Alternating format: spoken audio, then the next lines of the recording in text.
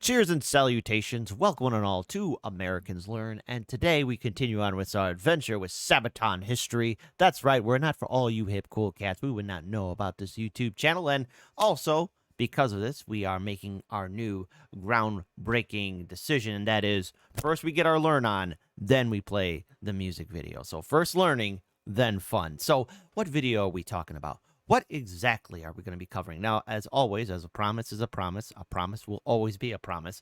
I am staying in order, and this is number 16, No Bullets Fly, Charlie Brown and Franz Stiegler, Sabaton History, number 16, official.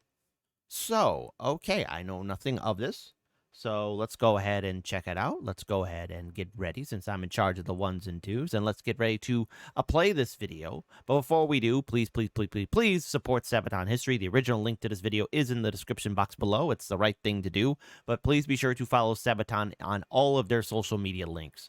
Why? Because look at all the work that they're doing, okay? So do the right thing and follow all of their social media, okay? I expect all of you to do that because I believe in you. That's right, you. So let's check this out in a 3, a 2, a 1. I'm Indy Nidell. I'm Per from Sabaton. And this is Sabaton History.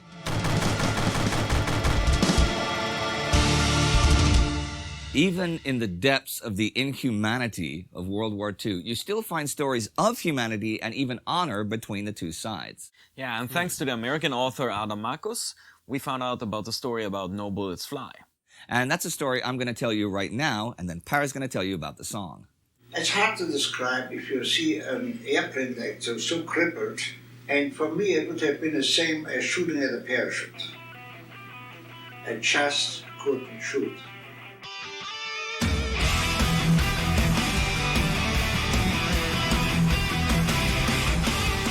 December 20th, 1943. Days before Christmas, and snowflakes spatter the windshield of Ye Old Pub, an American B-17 bomber. Flying 20,000 feet above the North Sea, it's part of an 8-mile-long bomber stream on its way to northern Germany. Their target, a Focke-Wulf aircraft factory in the city of Bremen. Piloting a flying fortress, as the B-17s are known, for the first time is Charlie Brown, who has... Charlie Brown. Sorry, I had to get that line out of me from Kill Bill when they're at the restaurant and there's that guy who looks like Charlie Brown and the crazy 88 are making fun of his name. But Charlie Brown's a jolly good fellow. I'm going to refrain from the Charlie Brown jokes, so there you go, because this is serious, but just I throw it out there. But nonetheless, from my recent readings of the Second World War, what's interesting to point out, I wonder if we'll ever get any kind of Sabaton history about the pilots who flew the Mosquitoes, the wooden airplanes with 2 engines that can fly from London to the Soviet Union and back again. I wonder. Has the lives of 10 young men of the 379th Bombardment Group in his hands. They ready their 12 500-pound bombs. This month, the Americans will drop over 2.6 million pounds of bombs onto German industrial and military targets. Shortly after 11 a.m., they cross the German border, nervously on the lookout for enemy fighters.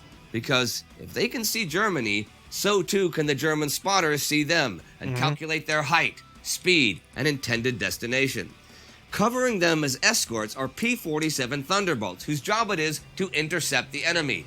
At 11:30, puffs of black smoke appear all over. German 88mm flak cannons are opening up, sending 20-pound shells into the air. All right. Each has a differently timed fuse, so they explode at different altitudes. The explosions rock the pub, and Charlie can barely see a thing through the smoke. Suddenly, a red flash explodes right before his eyes. The plexiglass nose of the plane is sheared off and smashes against the windshield. The men up front are unhurt, but ice-cold winds now stream through the plane. The outside air temperature is minus 60 Celsius. The shelling continues. Another red flash and... That's the thing people don't talk about, especially when you watch,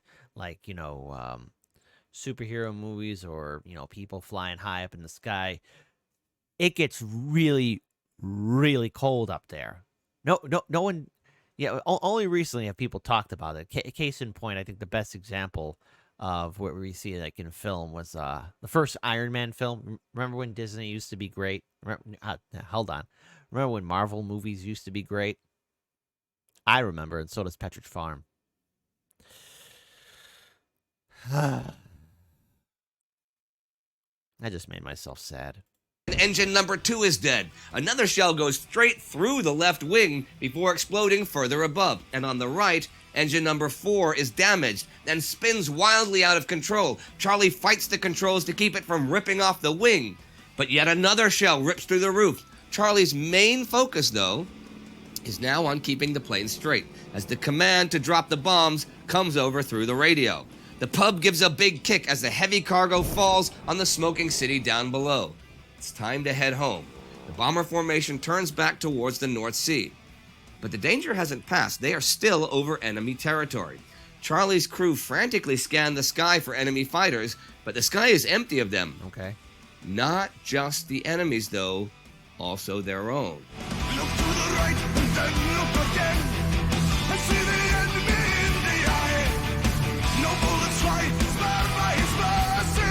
It's going out of harm's way. Now, none of the bombers have made the run unscathed, but the pub and the bomber beside them are seriously damaged. Charlie can see that the other plane is in bad shape, smoke pouring from 2 engines and dangerously losing height. The pub itself stays up, but is reduced to 2 functional engines, and both planes have fallen way behind as their formation has flown on ahead. Oh, God. There's nothing they can do. That must be so frightening. Oh, my God. The other plane dives to try and put out its fire. It disappears behind some clouds, and suddenly a red flash catches Charlie's eyes. The other plane is gone. His co-pilot cries out. Dark gray shapes appear on the horizon. It's a squadron of Focke-Wulf 190s closing fast. At the same time, a group of Messerschmitt 190s leap through the clouds below where the other B-17 has just disappeared. Charlie's men ready their machine guns as the 2 lead 190s aim for the pub's cockpit to take out the pilot and the controls in one attack. But Charlie turns and flies full speed toward the attackers, only presenting them the narrowest target while also shortening the distance between them. That catches the attackers off guard, and their bullets miss the cockpit and bounce off the plane's roof. Charlie's top gunner returns fire and hits a 190. It banks off on fire. The second 190 is hit by the nose gunner while trying to avoid collision. The Flying Fortress still has some fight in it. Now the 109s close from behind. The tail gunner tries to spin his guns, and nothing happens. The gun is frozen. Literally frozen. The winds blowing through the plane have now frozen the oiled gun. The attackers close in. The tail gunner signals Charlie, and he jerks the plane into a steep dive. Bullets ricochet off the frame, penetrating the glass of the ball turret beneath the plane and cutting off half of the rudder. The radio operator calls out for help, but gets only static. Bullets have pierced the radio. 20mm shells have punched through the plane and severely wounded many crew members. The tail gunner is now dead, and all of them are affected by the frost. Charlie fights just to keep the ruin of his plane in the air. Only one gun is still operable. Another attack, and the cockpit is hit, puncturing Charlie's oxygen tank. Tipping to the left, the bomber spirals out of control. Faster and faster, it spirals downwards. Gasping for air, Charlie tries to get control, but the loss of the rudder makes that virtually impossible. Upside down, Charlie's vision fades.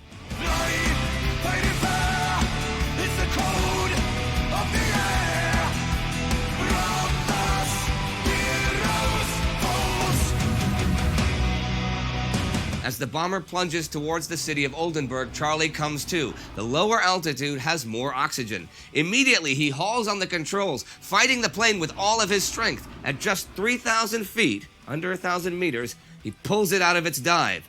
Right above the houses of Oldenburg, the plane is even close enough to shear shingles off the roofs. Charlie manages to pull the plane back up. At least what's left of it. Most of the crew is wounded or unconscious, only able now to fly 135 miles per hour, 217 kilometers per hour. To escape back to England, they will have to break through the German lines again. The dreaded Atlantic Wall, Germany's fortified coastline, with the best anti-aircraft gunners in the world. Charlie makes clear that anyone can choose to bail out. Being a POW is still better than being shot to pieces, but his men refuse. Eyes fixed to the north, they fly past the Jever airfield, where German fighter ace Franz Stiegler is about to start his engine. Just a day earlier, he brought down a B-17, and shooting down another one makes him eligible for the Knight's Cross. To Franz, though, this medal means more than just an award for being a killing machine. Okay. It means that there is sense behind his fighting, and that he has done his duty for his countrymen. He has seen firsthand what the bombers have done to cities like Hamburg and Bremen, reducing them to rubble. But his fight is not about hatred or revenge. It's about duty and survival. Franz Stiegler learned his craft during his service in the Libyan desert, where he flew with the Knights of the Desert and their starfighter ace Hans-Joachim Marseille. He has lost a brother to the war, he has seen the destruction of the Afrika Korps, and then was caught up in the desperate fight for Sicily under Adolf Galland. He would earn his Knight's Cross by shooting down the flying fortress that appears now before him. He begins his attack run. But with his finger on the trigger and the enemy rear in sight, he does not shoot. Something stops him, a feeling that something is not right. The lack of fire from the other plane makes him curious, and it is then he spots the damage the enemy plane has taken. He flies closer and pulls up alongside. Stunned by the condition of the plane and how it is still able to even fly, the only gun not destroyed is the ball turret below, but it cannot elevate its guns high enough to harm Stigler. I saw the tail gunner wasn't there because the guns were hanging down. Half the tail was missing on the left-hand side, practically no tail at all. Franz knows that a few shots are enough to bring this contraption down, but there is little glory to him in shooting down a bunch of helpless men, even though their bombs have quite likely just killed his countrymen. He draws up right by the pub's cockpit. Now, Charlie's eyes are still fixed on the horizon, thinking of the flak guns of the Atlantic Wall, when suddenly a Messerschmitt appears right next to him. Imagine how that felt. I look out the right window, and there parked on my right wing is a German Bf-109. And so I sort of closed my eyes and shook my head as you would with a nightmare. And if I close my eyes and open them again, he'll be gone. Well, I opened them again, and he was still there. Well, Franz waves at Charlie and points down, signaling that they should land, knowing that they stand no chance against the Atlantic Wall. Charlie shakes his head, and Franz knows that they are dead men unless he helps them.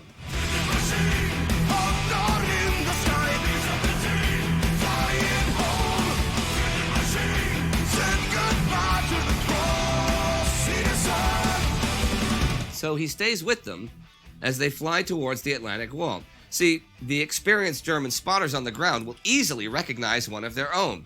So, as they fly across the AA guns, not a single one opens fire. Franz will wonder his whole life what the spotters think of that scene in the sky that day. As they pass unscathed, Charlie does not understand nor see what Franz has done to help him until Franz Stiegler salutes, then banks away. And only as he salutes does Charlie understand. The pub makes it back to England, barely, and it is a small miracle that it manages a landing. The commanding officer is about to award them medals for their service this day, but High Command gets wind of the story, how a German fighter pilot saved their lives, and High Command is furious. No one can know that the mission never happened. Everything is swept under the rug. Charlie and his crew are outraged, but that High command politics.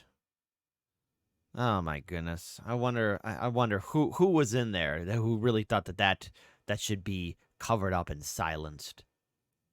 Who was again? Leave it up to politics. So, after going through all of that, you're not going to award them after surviving all of that. You better put respect on Charlie Brown and his crew. That is that. Franz lands safely near Bremen, but he as well can tell no one what he has just done. This could get him court-martialed. Well, it could get him killed. Yeah, he could get lined up to a wall. Oh my God. The balls of steel on that guy. Jesus. The humanity in his heart. If someone had seen him and reported him, It could have been a death sentence, a double. So he had the double impact. Well, the story may have just disappeared into the mists of time. But according to the book A Higher Call, in 1985, Boeing invited old fighter pilots to the 50th anniversary of the B-17. His first flights were back in 1935. Franz Stiegler was by then living in Vancouver, Canada. He was in attendance as pretty much the only German pilot and was interviewed by a local TV station, and he told his story. Charlie, the same year, wrote to that old German flying ace Adolf Galland and the German magazine Jagerblatt trying to find out who his German savior was. It took until 1990 until they truly found each other and met in person after letters and phone calls. Their startling story got worldwide attention. But you know, even after that, even so long after the war, Franz would receive calls from Germany calling him a traitor, while some Canadian neighbors shunned him as a Nazi. Franz always responded, they would never understand. No. And I don't condemn him.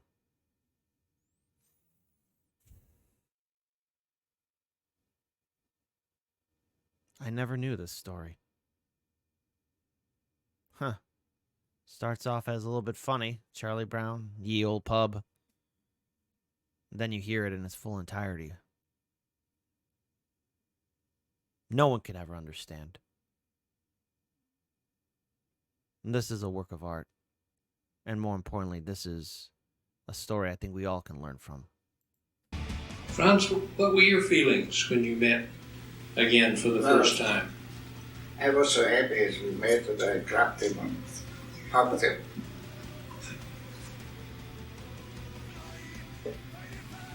Wasn't easy. It was like meeting a family member, a brother that you haven't seen for 40 years. That's about as close as I can come. So, how did you hear this story in the first place? As usual, we are looking on the internet for ideas all the time. And I stumbled about a very beautiful picture, which is a painting of two airplanes. And the picture is the front cover artwork of a book written by an American author called Adam Makos from Valor Studios. Right. When I saw this picture, I was like, what's the story behind it? And then starting to read, and it was like, wow, this is a great story, and this is something we can do a song about. When we released the song, it was really interesting that I was contacted by a woman called Jovita Stigler. Stigler. Okay. And this is obviously the daughter of Franz Stiegler. Franz Stiegler. She wrote to me saying that her son, who's a fan of Sabaton, just found out. It's a small world. It's a crazy world. It's a beautiful world. You'd be surprised how interconnected we all are. We wrote a song about his grandfather. Wow. We had just announced a tour where we were traveling in North America. And her family was based in Vancouver in Canada. Okay. And as we arrived there, we met with them. That's really awesome, though. I love the little bits of these stories, like when you met Audie Murphy's family. You know, when you meet the descendants and stuff. I like that. It's when our songs become so personal, and when we get emotional about them, because we also know that what we are doing is the right thing to do. Right. The song No Bullets Fly is from the album Heroes. Right. And here we are referring to Franz Stiegler because he had the opportunity to shoot down an enemy, but he didn't because, yeah. And that is heroism. You don't need your medals. Just that is the essence of honor. All right, well, ladies and gentlemen, that's No Bullets Fly. And this is Sabaton history. All right, everybody, thanks for watching. Please subscribe to the Sabaton History channel, check out World War II, Time Ghost, and don't forget to support the Patreon because that's really what makes this happen. All right, look, please support the original channel, Sabaton History. Go to their main channel, Sabaton. Support them on Patreon. Look, do the right thing, okay? Please. Do the right thing and support their content. Follow them on all their social media. You know, it's Started this video off with a little bit of humor, but the noble and honorable situation that took place here, I am speechless by it. I would never expect that. I think we learned something important about honor. I know, even in this crazy day and age of the internet and being bombarded with social media and everyone being selfish, that small act of humanity in the maddening, ongoing, brutal combat that was World War II and all the various fronts it was in, a glimmer of hope. Second, I mean, my goodness, the fact that the pilot, the German pilot,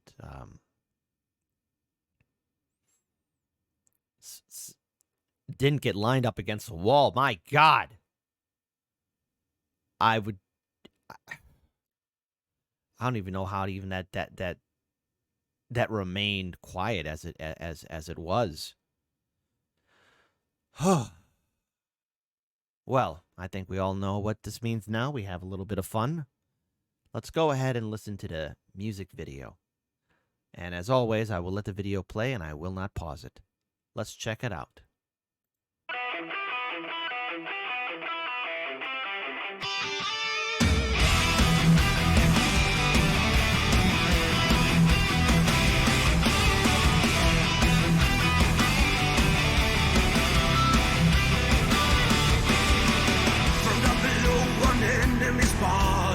So hurry up, rearm and refuel. But through the bombers damage that bring, see wounded men scatter the ball. Look to the right and then look again, and see the end.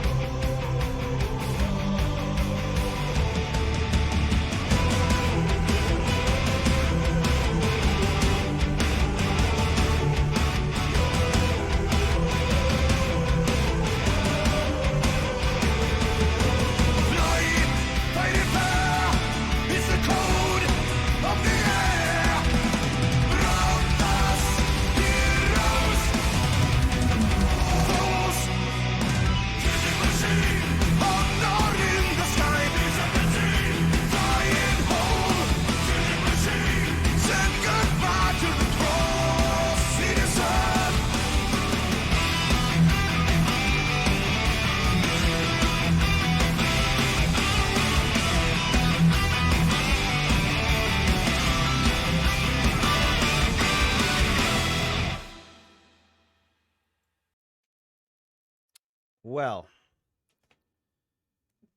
I know all of us in this supercharged world of politics, opinions, social media, there was honor in that moment. And I'll go a step further. The German pilot did act honorably. And while he did not get that Knight's Cross, his behavior and actions on that day towards his foe is as knightly as they can get. Perhaps maybe I'm being too idealistic here. Maybe, but I don't know. Maybe the emotion of this story is plucking at what remains of my heartstrings, but I learned an important lesson here about humanity, and I think we all did too. Be good to each other. Drink water and keep on winning. I never knew of this history, but, leave it to Sabaton to empty out my bank account to find some more books about stories that they're talking about. And these are things that you never hear of, stories that you never hear of. I'm ashamed that I never knew this. Shout out to Sabaton History. Please, folks, if you're not following them on social media, what is wrong with you? Get to it right away. Because this is an incredible channel, and I have to thank you, the audience, for letting us know about it. Take care. I'll see all of you on the flip side.